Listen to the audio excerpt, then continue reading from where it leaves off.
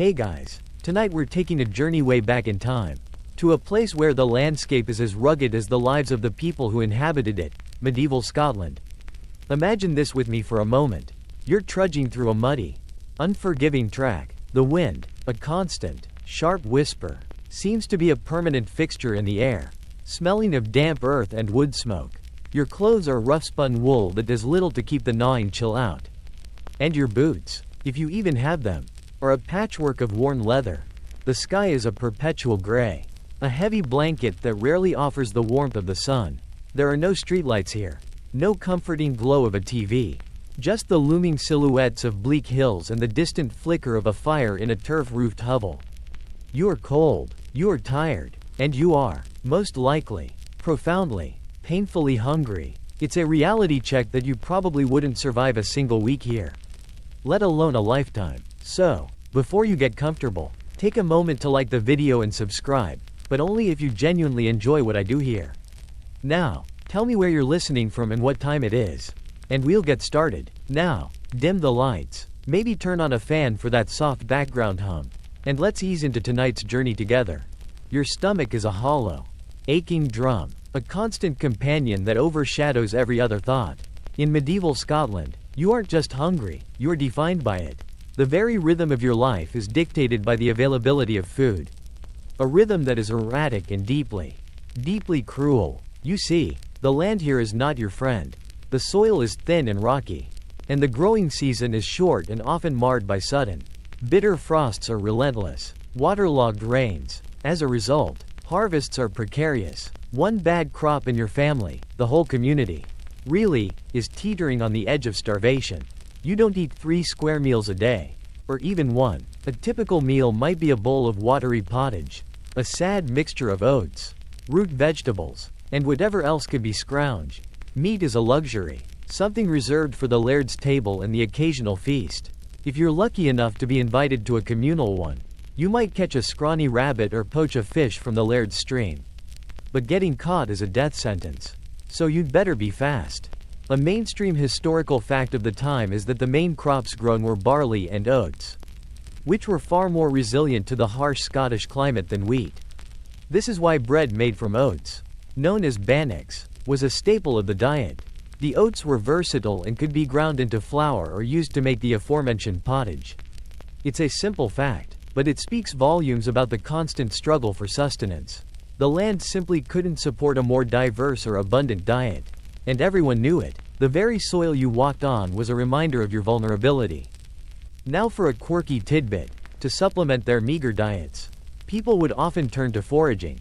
You might spend a day scrounging for wild berries, nuts, or edible leaves. But the most surprising thing is that they would eat seaweed. Kelp, in particular, was a common food source, especially in coastal areas. It was dried and ground into a kind of powder to be added to meals. Imagine having to add seaweed to your already bland and boring pottage just to get a few extra nutrients. It's a bit like a medieval version of sprinkling those nutritional yeast flakes on everything, but with way less flavor and a lot more, well, ocean. Historians still argue whether the famines that periodically swept through Scotland were primarily caused by the unforgiving climate or by the social structures of the time. Was it the land's fault for being so unyielding? Or was it the fault of the feudal system that demanded so much from you, leaving you with barely enough to survive? Landlords and nobles often hoarded grain and livestock, their own granaries bursting while their tenants starved. You were required to give up a portion of your harvest as rent, a portion that could mean the difference between life and death. The laird's family would have tables groaning under the weight of roasted meats and rich pies, while you, the one who toiled in the dirt to produce it all, were lucky to have a dry piece of bannock. You see, hunger wasn't just a physical sensation, it was a form of control. A brutal tool used to keep you in your place. So, as you drift off, just be thankful that your biggest food-related decision is whether to have a slice of pizza or a bowl of ice cream. As if hunger weren't enough, there's another kind of chill that runs down your spine. And it has nothing to do with the weather. You live on the coast, a thin strip of land where the ocean meets the unforgiving hills. Most days, the sound of the waves is a familiar, if mournful, backdrop to your life. But then, there are the other sounds. The sound of oars slicing through the water, The low murmur of voices speaking a guttural, foreign tongue, and the sudden, terrifying crash of a longship beaching itself on the shore. This is the sound of the Vikings arriving for their unexpected and utterly unwelcome visit.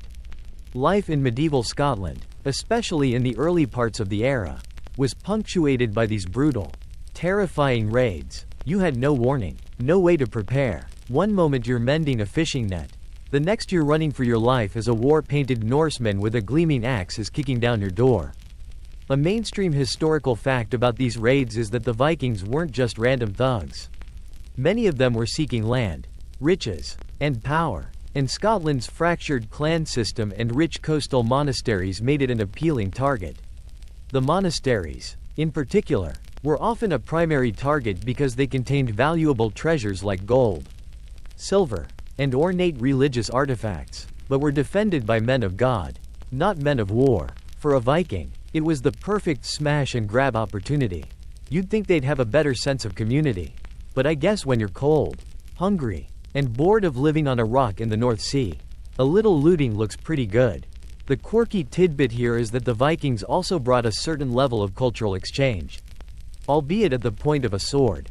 They weren't just destroyers, they were also traders and settlers. They introduced new words to the Scottish language, like bairn for child and glaive for sword, and new agricultural techniques. They even had their own form of law and order. The Norse influence is still visible today in place names, especially in the north and on the islands. Think of places ending in dale, valley, or kirk, church, which often have Scandinavian origins. It's kind of a medieval case of, I'm here to take all your stuff and maybe also teach you a few new words. You're welcome. Historians still argue whether the Viking Age in Scotland was a period of unmitigated chaos or if the raids simply accelerated existing power struggles among rival Scottish clans. Did the Vikings create the instability? Or were they just taking advantage of a system that was already prone to infighting? The truth is probably somewhere in the middle. When a powerful new player arrives on the scene, things tend to get messy very quickly. Your laird, who you thought was the big shot around here, now has to deal with these terrifying, axe-wielding warriors from across the sea. He might try to fight them, or he might try to make a deal with them. A deal that would inevitably cost you something. Imagine standing on a cold, wind-swept bluff, watching a line of dragon-proud longships glide silently toward your village. The knot in your stomach tightens. You know what's coming. You know what you have to do. You have to run, grab your family, and hide, hoping that when it's all over, there will be something left to come back to. This fear, this constant, low-level dread, becomes a part of who you are. The rhythm of your life is not just about farming and surviving the winter, it's about watching the horizon. Always on guard for the shadow of a sail. It's a constant state of low-grade anxiety that makes modern-day stress about a work deadline feel a little, well, silly. You're not just living, you're surviving an unending series of close calls. So, you've survived the Vikings and the hunger. But you're still not in control of your own life. That's because you are bound by a system that dictates your every move. The feudal system. This wasn't just a political structure, it was the very fabric of your existence. A complex web of obligations and loyalty that funneled all power and wealth up to the laird, the local lord who owned the land you lived on. As a serf, you are, for all intents and purposes, part of the land itself. You cannot leave without your laird's permission. Your children are born into the same bondage. You are not a free individual, you are a resource. A pair of hands to work the land. It's like being a permanent member of a very exclusive, very demanding club that you never wanted to join. And the membership fee is your entire life. A mainstream historical fact of the time is that the primary obligation you owed to your laird was labor service.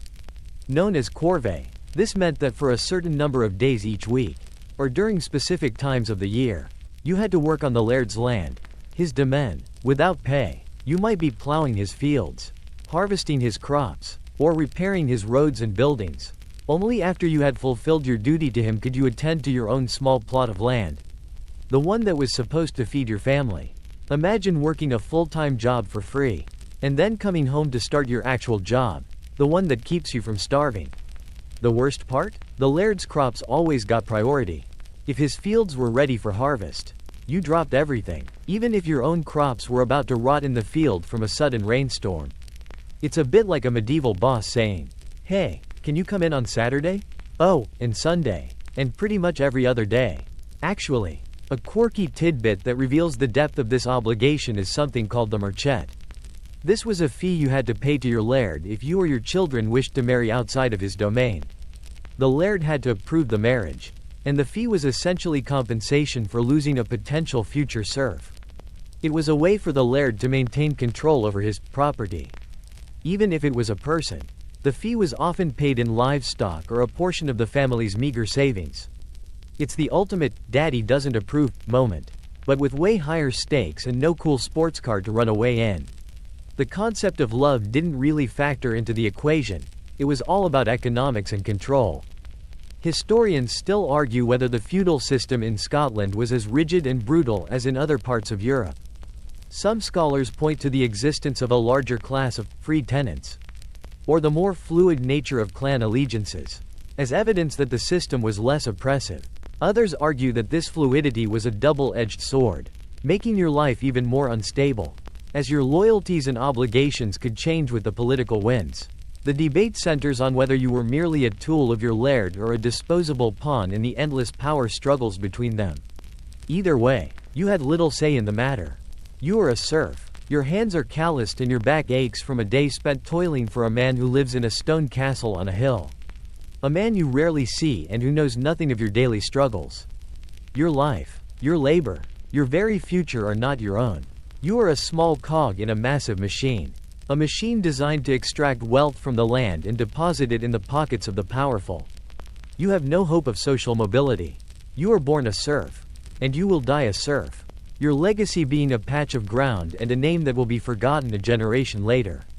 It's a life with no escape. No upward trajectory. Just the cold, hard reality of unending work. Now, let's talk about the silent, invisible enemy that you're constantly fighting. It doesn't come with a longship or a gleam of a sword. It's carried on the wind, in the water, and in the very air you breathe. That enemy is plague and disease. You live in a world with no concept of germs, no hand sanitizer, and certainly no doctor who's going to wash their hands before they treat you. A simple cut can fester and become a death sentence. A cough could be the beginning of the end. The Black Death, which ravaged Europe in the mid-14th century, is the most famous example. But countless other epidemics, smallpox, dysentery, typhus, were regular, brutal visitors. You are a walking, breathing potential host, and all it takes is one wrong handshake or one sip of bad water to turn your world upside down. A mainstream historical fact is that the Black Death arrived in Scotland around 1350. Brought by ships arriving at coastal ports, it spread with terrifying speed and devastating consequences. It is estimated that a third of Scotland's population may have been wiped out by this single event. Imagine that. 1 in every 3 people you know, your neighbor, your cousin, your own parents or children, could be gone in a matter of weeks. The fear was a living, breathing thing. When the sickness came to your village, you didn't know who would be next. You could say it was a time when your health was a lot like a coin toss, but with a much higher chance of it landing on tails. A quirky tidbit that demonstrates the lack of medical knowledge at the time is the bizarre cures that were attempted. People believed that bad smells, or miasma, were the cause of illness. So, to ward off the plague, you might be told to carry a pouch of sweet-smelling herbs, like lavender or mint, or to burn strong-smelling woods. They would even light bonfires in the streets to purify the air. It was essentially the medieval version of an air freshener, but with significantly less scientific basis. It's almost comical, if it weren't so tragic. They were literally trying to perfume away a global pandemic. Historians still argue whether the devastating impact of these plagues was purely a biological event or if it was made worse by the social conditions of the time. Did the poor nutrition and crowded, unsanitary living conditions make the population more susceptible? Or was the plague a great equalizer, striking down lord and serf alike, regardless of their living standards? The debate centers on how much your living situation contributed to your chances of survival. It's a good question to ponder, especially as you huddle in your small, smoky hut with your family, knowing that if one person gets sick, you all will. You are a serf, living in a small, cramped hovel. Your animals often share your living space. And personal hygiene is a foreign concept. The water from the local stream, which you drink and wash with, is probably contaminated with waste. This is your reality. When a neighbor begins to cough and fever takes hold, you feel a cold dread creep into your heart. You see the superstitious rituals, the burning of herbs, and the panicked prayers. But you know, deep down, that there is nothing you can do. You just have to wait and hope that the invisible terror passes you by. You might survive it, but you'll probably have lost someone you love. It's a constant, low-grade hum of terror. A knowledge that at any moment, your luck could run out. So you've dodged the plague and the Vikings. But now let's talk about a different kind of brutality, the justice system. Or, more accurately, the lack thereof. In medieval Scotland, the law was not a set of impartial rules, it was a reflection of the power of the ruling class. There were no police departments or CSI teams. If a crime was committed, you either took matters into your own hands or you hoped the local laird or chieftain would take an interest. Punishment was often public, swift, and designed not just to correct a behavior but to terrify the entire community into obedience. You could be a completely innocent bystander, but witnessing a trial and punishment would be a common and horrifying part of your life. Justice wasn't just blind, it was also a bit of a bully. A mainstream historical fact is that the most common form of capital punishment was hanging. For lesser crimes, you might have your ears cropped or your hand severed as a permanent, gruesome reminder of your transgression. But the process to get to that point was a far cry from a modern courtroom drama. The accused were often subjected to trial by ordeal, a bizarre and terrifying ritual where your guilt or innocence was determined by a higher power. You might be asked to plunge your hand into a cauldron of boiling water to retrieve a stone, or to carry a piece of red-hot iron for a specific distance. If your burns healed cleanly and quickly, you were declared innocent. If they didn't, well, you were guilty. It was a system that basically said, hey, let's get God in on this. He's got great instincts. A quirky tidbit is the use of trial by combat. Instead of a judge and jury, the accused and the accuser would fight each other, often with swords or other weapons. The winner was considered to be in the right, as it was believed that God would grant victory to the innocent party. This wasn't limited to men. Women could also participate, either by fighting a male opponent with specific handicaps, like the man fighting in a pit with one arm tied behind his back, or by choosing a champion to fight on their behalf. Imagine your legal team being a guy with a claymore. The legal fees were probably a lot easier to stomach, but the stakes were a bit higher than just losing a case. Historians still argue whether these brutal public punishments were truly effective at deterring crime or if they simply fostered a culture of fear and violence. Did the sight of a man hanging in the town square make you less likely to steal a loaf of bread? Or did it just reinforce the idea that life was cheap and justice was arbitrary? The debate centers on the psychology of a population under constant duress. Was the fear of the law enough to keep a hungry person from a desperate act? Or was the constant struggle for survival and the ever-present threat of violence enough to make the punishment seem like just another grim part of the deal? You are standing in the town square, surrounded by a nervous crowd. Before you, a man accused of stealing a sheep is about to undergo the ordeal by hot iron. His hand is wrapped, and the local laird's representative is shouting prayers. You can smell the fear, a raw, sharp scent that cuts through the stale air. You know the man. He's a good man, with 3 hungry children, and you also know that your laird's livestock are not to be trifled with. As the ritual begins, you turn away, unable to watch the brutal reality of the law unfold. You understand, in that moment, that the law is not on your side. It is a club, wielded by the powerful to keep you in line. And if you ever find yourself on the wrong side of it, there will be no mercy. Just the cold, hard, unfeeling grip of a system designed to crush you. Alright, so you've got hunger, disease, Vikings, and a totally unfair justice system. But there's another layer of brutality. One that is perhaps the most intimate and pervasive of all: clan warfare. In medieval Scotland, your identity wasn't just your name, it was your clan. This was your family, your social safety net, and your source of protection. But it was also your greatest vulnerability. The relationships between clans were a complex and volatile mix of alliances, rivalries, and blood feuds that could flare up into open conflict at a moment's notice. You might have been born into a time of peace, But that peace was fragile, always hanging by a thread, and your life could be turned upside down by a historical grudge you didn't even know about. It's like being forced into an unending family argument where everyone has a sword. A mainstream historical fact of the time is that these feuds often began over something as mundane as cattle rustling or a dispute over grazing rights. While these may sound trivial to us, to a clan whose wealth was measured in livestock and land, they were matters of honor and survival. One clan leader might accuse another of a slight, and before you know it, you're sharpening your sword and preparing for a raid on your neighbor. The same neighbor whose son you used to play with. These weren't massive, strategic wars, they were local, personal, and devastating. The line between your personal life and the political was non-existent. A quirky tidbit that highlights the personal nature of these conflicts is the concept of blood money, or eric.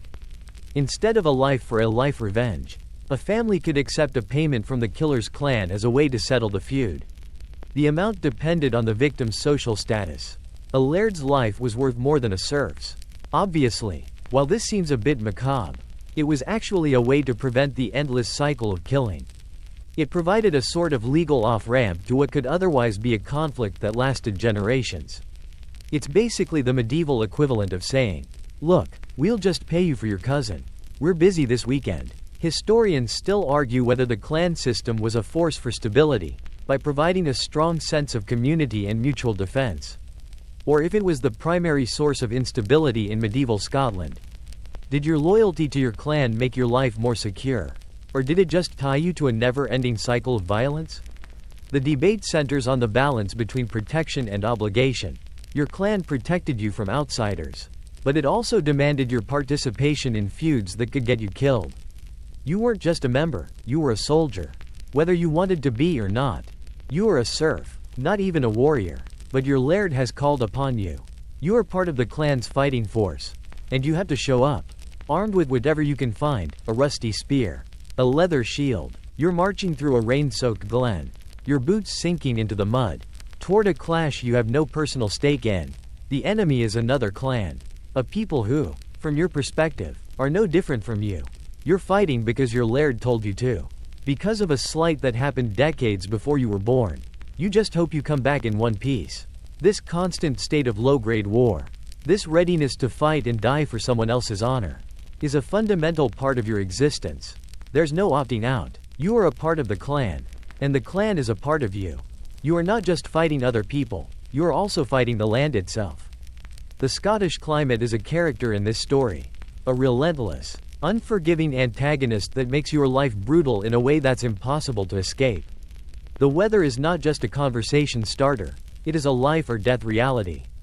The long, dark winters are a test of endurance, where the sun is a fleeting, weak presence and the days are dominated by a bone-deep cold. The summer, when it comes, is often wet and disappointingly short, barely giving your meager crops enough time to grow. There is a reason that Scottish people talk about the weather all the time.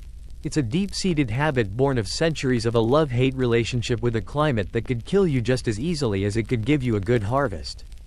A mainstream historical fact is that the average temperature during the Little Ice Age, which covered much of the medieval period, was significantly lower than today. This meant harsher winters, with more frequent and severe blizzards, and cooler, wetter summers. This isn't just a minor inconvenience. It directly impacted your ability to grow food, to travel, and to stay warm. A long winter meant you had to ration your food supplies carefully. And a cold, wet summer could lead to a complete crop failure. It was a time when the weather wasn't just something you lived with, it was something you had to actively survive. It's a bit like living inside a giant walk-in freezer that occasionally gets a light misting of lukewarm water. A quirky tidbit that shows how deeply the climate affected daily life is the construction of your hovel. You didn't just build a house, you built a fortress against the cold. The typical home was a turf-roofed dwelling, a simple, low-slung structure with walls made of stone and a roof made of layers of compacted earth and grass. This wasn't for looks. The turf provided incredible insulation, keeping the wind and rain out and the heat from your central fire in. The downside? The roof was constantly shedding mud and dirt, and you probably had some very unwelcome, eight-legged tenants living in your ceiling. But hey, at least you were warm-ish. Historians still argue whether the harsh climate was the single most important factor in the population's low life expectancy and constant struggle for survival. Did the cold and the wet make every other hardship, from famine to disease, 100 times worse? Or were the social and political systems of feudalism and clan warfare the primary culprits? With the weather simply exacerbating a pre-existing brutal reality? The debate centers on how much of your suffering was due to forces you could not control, the weather, and how much was due to the societal structures that held you in place. You are huddled by a smoky peat fire, the only source of warmth in your small hovel. A biting wind whistles through a crack in the wall, and the roof drips a slow, steady stream of cold water. You can hear the sleet lashing against the stone, a constant reminder of the world outside, a world that doesn't care if you live or die. You just hope that you have enough food to make it to spring, that your children don't get sick from the cold, and that the long, dark nights don't turn into weeks of unrelieved hunger. The cold is a part of you now, a feeling that has burrowed its way into your bones and won't leave. It's a quiet, constant threat, and it never goes away. So, you've survived the cold, the hunger, the Vikings, and the whims of your laird. But now let's talk about a different kind of reality. One that exists not in the physical world but in the deep shadows of your mind. Superstition. You live in a time when the line between the natural and the supernatural is blurry, almost non-existent. There are no scientists, no doctors, just a deeply ingrained belief in a world teeming with unseen forces, both good and evil. Every strange sound in the night, every unexplained illness, every lost animal, is attributed to a spirit, a fairy, or a malevolent curse. This isn't just a quaint belief system, it's a constant, low-level fear that dictates your daily life. You are a human, but you're just one small part of a larger, unseen ecosystem of magic and dread. It's like living in a fantasy movie, but you're the scared villager, not the hero. A mainstream historical fact is that the belief in fairies, or the Aus Sidhi, pronounced Ays-she, was incredibly widespread. Fairies were not the sparkly, winged creatures of modern tales. They were seen as powerful, immoral, and potentially dangerous beings who lived in mounds, forests, and lochs. You would never dare to build your house on a fairy mound, or cut down a tree that was believed to be a fairy dwelling. If you did, you might incur their wrath, leading to a sick child, a barren field, or a sudden, violent death. To appease them, you might leave out a small offering of milk or bread. It's a bit like leaving out cookies for Santa, but with way more fear and a very real possibility of being cursed instead of getting a toy. A quirky tidbit that demonstrates this belief system is the practice of tying the fairy knot. This was a ritual performed to protect a newborn child from being stolen and replaced with a changeling, a sickly fairy substitute. The mother would tie a red thread or ribbon to the child's clothing, as the color red was believed to repel the fairies. This simple act was not just a piece of folklore, it was a desperate attempt to protect your most vulnerable family members from an invisible threat. Imagine living in a world where your greatest fear isn't a wolf or a Viking, but a tiny, angry elf who wants to swap your baby. It's a bit of a mind bender. Historians still argue whether the widespread belief in witchcraft and evil spirits was a form of social control, used by the powerful to keep the common people in line, or if it was a genuine reflection of a society grappling with a world they could not explain. Did the lairds and priests use these superstitions to maintain their authority? Or did the people genuinely believe that their lives were at the mercy of supernatural forces? The debate centers on how much of this was a top-down narrative and how much was a bottom-up reality. Either way, you, the serf, were caught in the middle. You are walking home as the sun sets, a time when the veil between worlds is thinnest. You avoid the old oak tree that is said to be a fairy's home and cross yourself as you pass the dark, brooding loch where a water spirit is said to reside. You don't question these beliefs, they are as real to you as the mud under your feet. When your neighbor's child falls ill, you don't think of a fever, you think of a curse. You go through the rituals, say the prayers, and hope that your small acts of respect and fear will be enough to protect you and your family. It's a life lived not just in the cold light of day, but in the long, dark shadow of 1,000 unseen things. We've talked about the big, dramatic forces that make your life brutal, but let's get down to the truly grim reality of daily life. Let's talk about the constant state of filth and poor hygiene you live in. There is no concept of a shower. No soap as you know it. And certainly no indoor plumbing. You are a walking, talking ecosystem of dirt, grime, and unmentionable smells. Your clothing is worn and rarely, if ever, washed. The air inside your hovel is a thick, choking mix of wood smoke and human and animal odors. This isn't just uncomfortable, it's a constant, low-grade health crisis that makes you susceptible to a host of illnesses. It's a kind of background brutality, one that you can't escape no matter what you do. It's like living in a portable porta-potty, but without the benefit of a door. A mainstream historical fact of the time is that most people used privies, outdoor latrines, or simply went to the toilet in a field. Human and animal waste was often left to fester, and was a major source of contamination for the water supply. Water was drawn from a local stream or well, often in close proximity to where people and animals relieved themselves. The idea that you might be drinking your own waste was not just a possibility, it was an unfortunate and unavoidable reality. And forget about brushing your teeth. Your pearly whites were more likely to be brownish grays, and a bad tooth could lead to a fatal infection. A quirky tidbit that reveals the depth of this issue is the use of animal dung. In many homes, you would find a thick layer of compacted animal dung and straw on the floor. This was called a tramp floor. It was meant to provide a kind of insulation and a smoother surface to walk on. But it was also a breeding ground for parasites and disease. Your house wasn't just a place to live, it was a biological hazard zone. Your feet, which rarely wore proper shoes, were constantly in contact with this. It's an image that sticks with you, isn't it? The sheer, unavoidable reality of it. Historians still argue whether the lack of hygiene was a primary cause of the high death rates or if it was just one of many factors. Did the constant exposure to germs make the population more vulnerable to epidemics like the plague? Or were the other hardships, like hunger and cold, the real culprits, with poor hygiene simply compounding an already bad situation?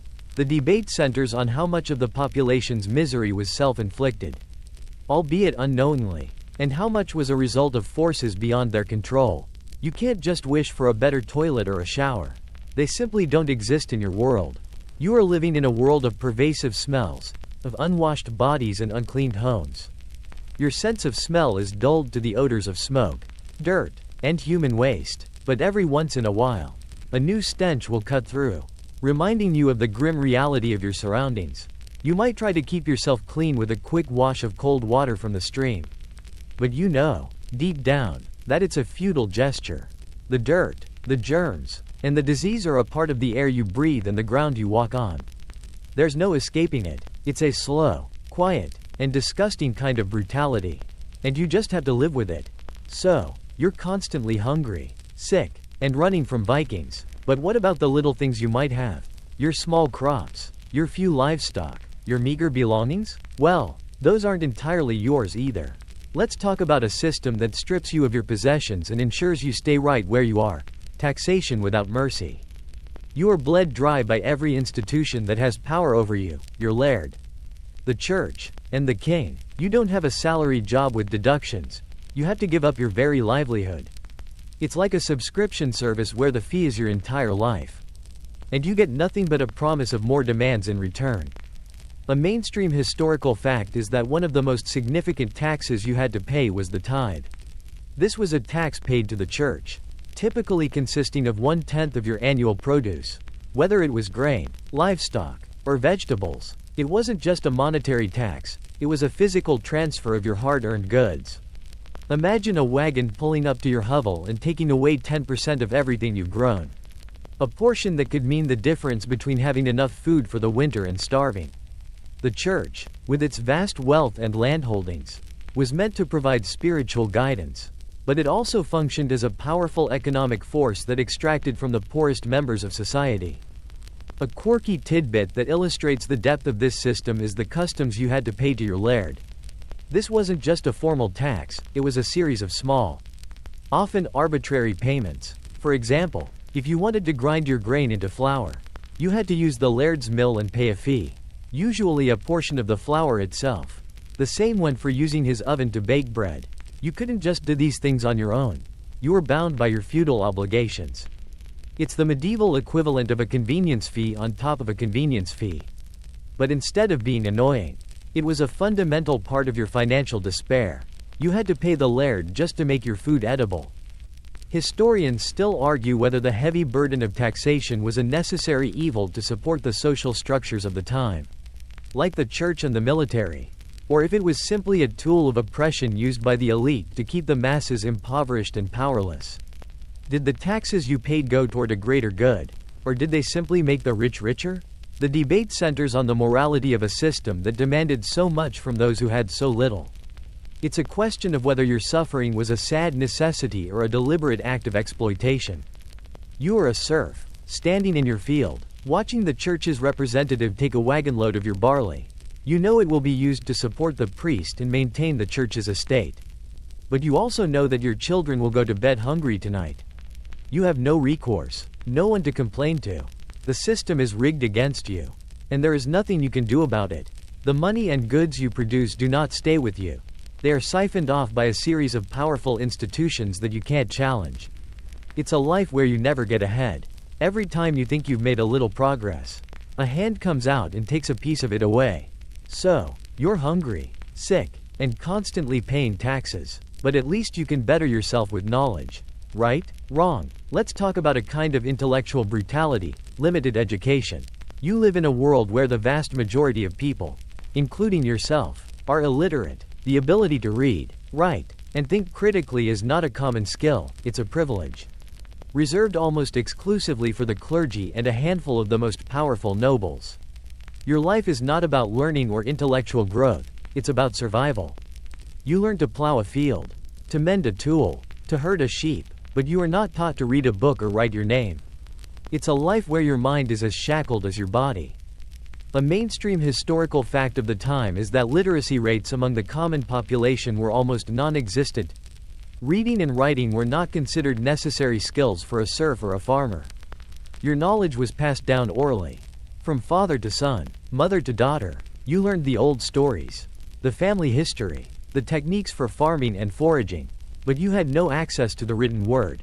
Books, which were all painstakingly copied by hand, were rare and incredibly expensive.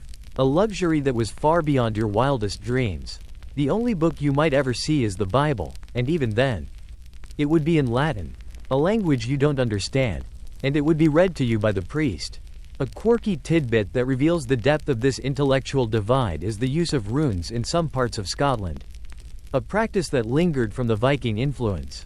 While you wouldn't have been able to read a book, some people, particularly in the Norse-settled areas of the Highlands and Islands, might have been able to recognize and even use a few runic symbols for things like marking property or casting a simple charm. It was a kind of folk literacy, a knowledge that existed outside of the formal institutions of the church and the nobility. But it was still far from the comprehensive literacy we know today.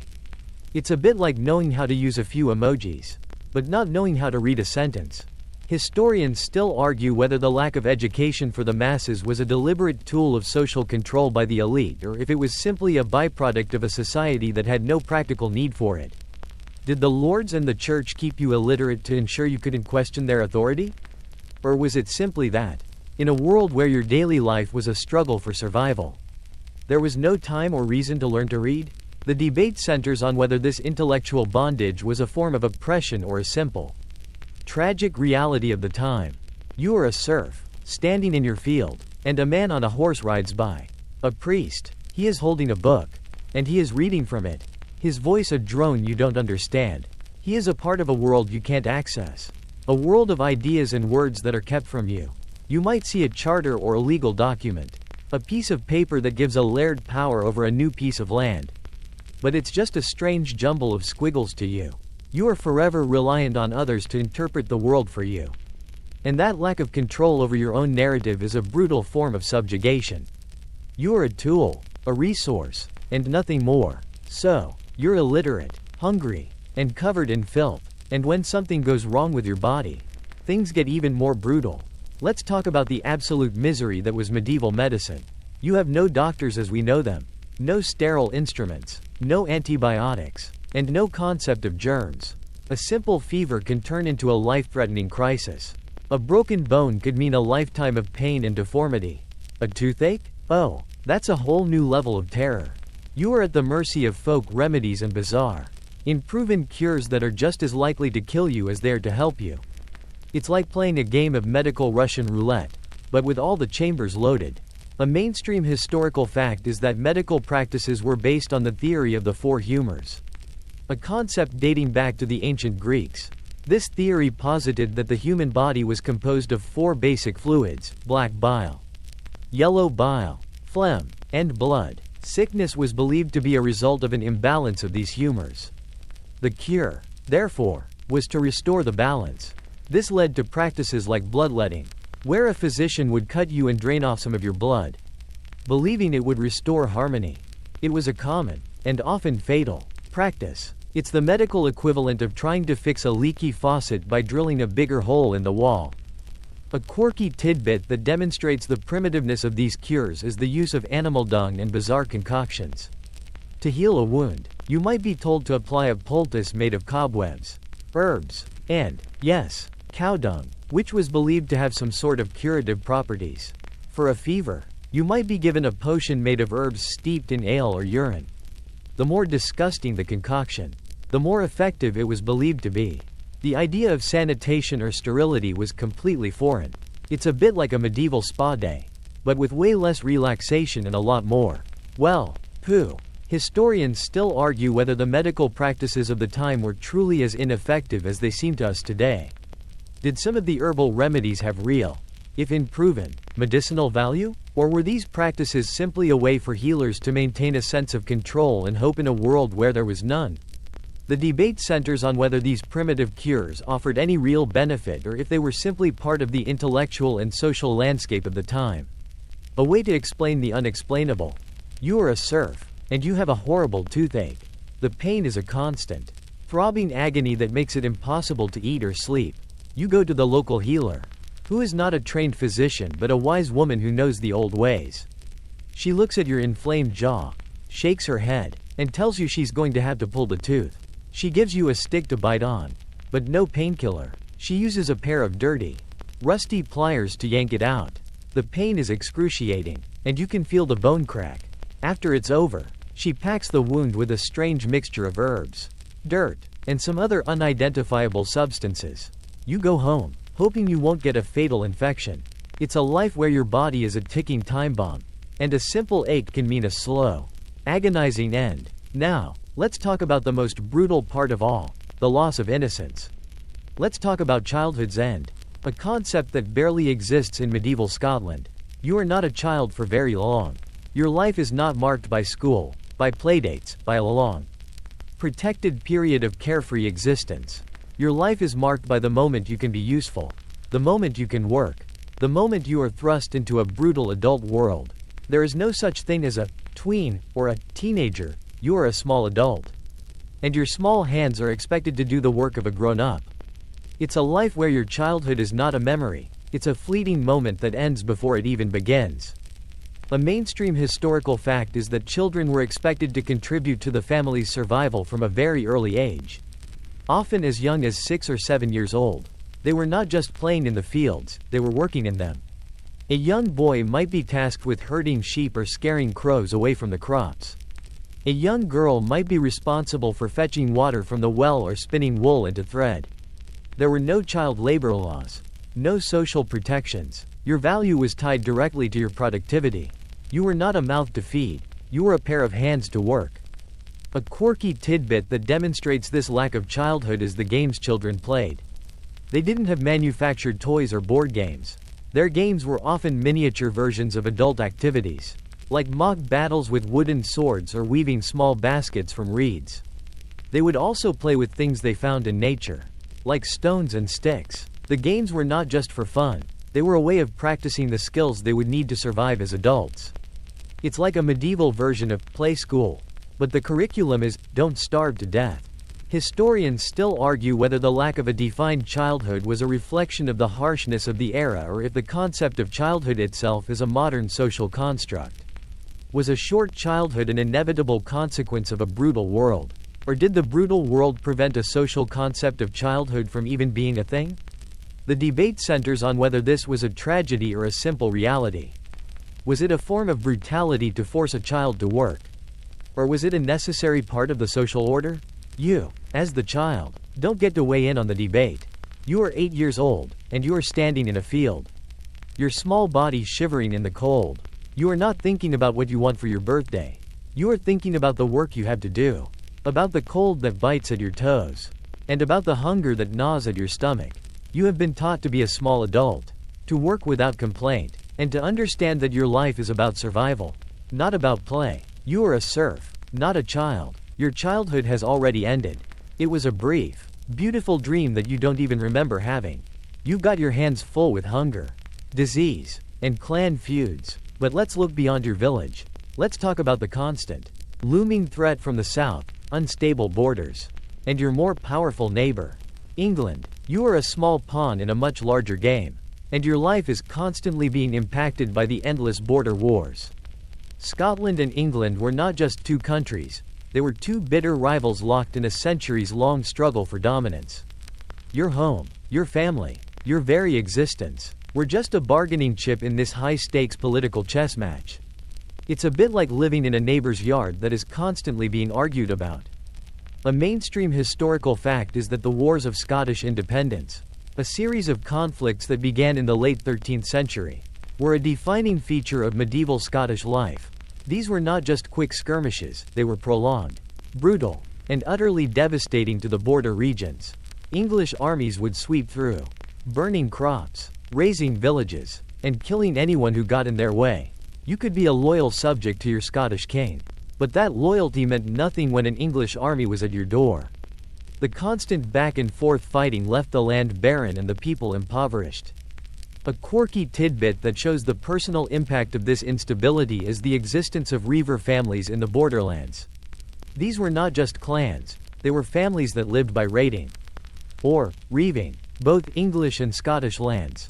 They were neither fully Scottish nor fully English, and they used the constant instability as an opportunity to steal livestock and plunder homes. They were a law unto themselves, and their presence made life in the borderlands a constant state of fear and anxiety. They would raid your village and be gone before anyone could stop them. And because they were a mix of both sides, neither country's laws seemed to apply to them. It's like living with a really aggressive, freeloading roommate who occasionally breaks in and steals your stuff. Historians still argue whether these conflicts forged a strong sense of Scottish national identity or if they simply prolonged the suffering of the common people. Did the fight for independence give you a sense of pride and purpose? A cause to die for? Or did it just mean more bloodshed, more starvation, and more of your meager resources being diverted to a war you had no say in? The debate centers on the balance between national pride and personal survival. While kings and nobles were fighting for power and land, you were just trying to keep your family alive.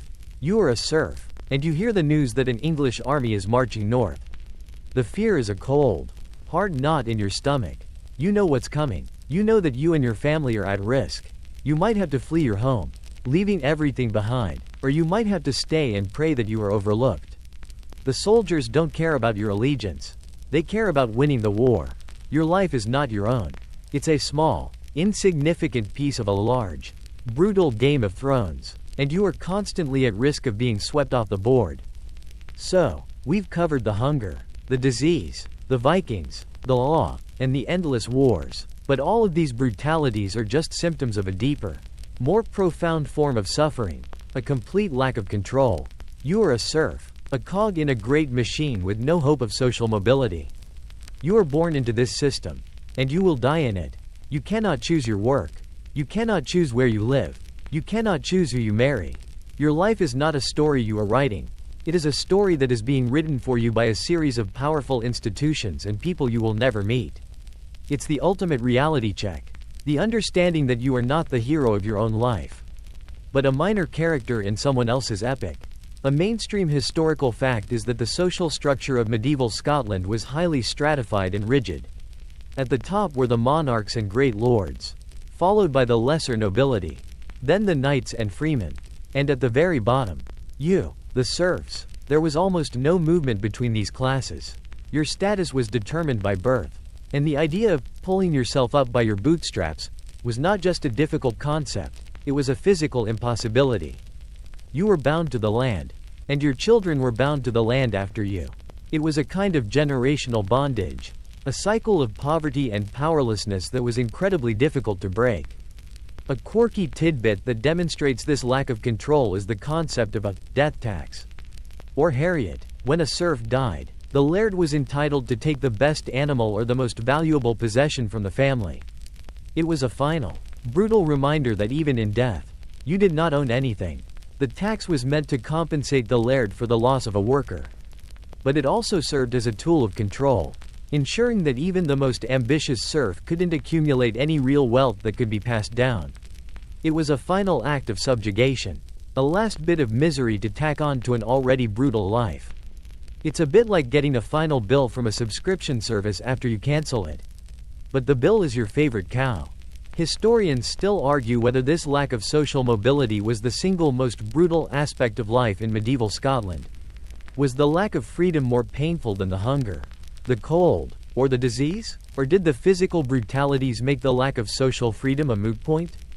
The debate centers on which form of suffering is the most profound, the suffering of the body or the suffering of the spirit. Was it more brutal to be hungry? Or was it more brutal to be told that no matter how hard you worked, you would always be a serf? You are standing in your field, watching a funeral procession for your neighbor. You know that soon, the laird will come to take his best sheep, a sheep that his family was counting on for food. You feel a familiar, cold dread in your stomach. It's not just for the family of the deceased. It's for you. It's the understanding that you have no control over your life, that your fate is not your own. You are a small boat on a vast, brutal ocean, and you are not the one holding the rudder. You are a serf, a possession, and a resource. You are not a person. Now, as the long day of a medieval Scottish serf finally draws to a close, and the last embers of the fire glow softly in the hearth, let the images of this world begin to fade. The smell of the smoky hovel, the ache in your tired muscles, the constant knot of hunger in your stomach, all of it is slipping away. The cold dread of the Viking raid, the fear of the plague, the sound of the wind, they are all becoming distant echoes. The memory of the laird's demands, the sight of a broken bone, the sound of a rust-eaten sword, let them dissolve now into the quiet of the night. You're no longer in that harsh, unforgiving world. You are here, safe and warm, with a full belly and a soft bed. The brutality is just a story now, a distant whisper. Let your breathing slow, let your thoughts quiet, and just rest. Let the darkness take you, and let a peaceful dream be your guide.